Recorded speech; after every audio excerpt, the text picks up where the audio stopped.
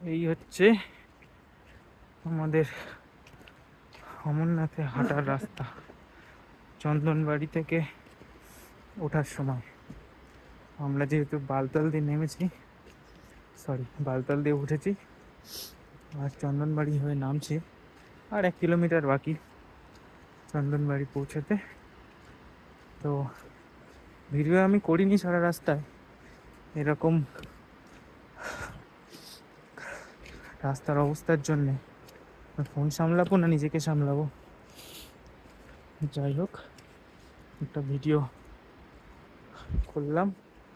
এমনিতেও অমরনাথ দর্শন দুদিনের জন্য শুনলাম বন্ধ হয়ে গেছে, রাস্তার অবস্থা খুব খারাপ।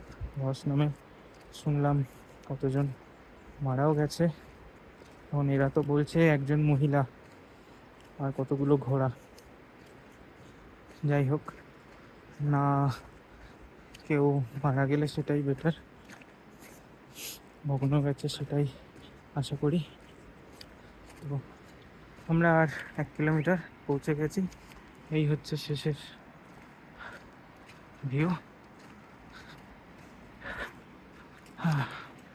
এই বাবা নামছে, ওই সাগর।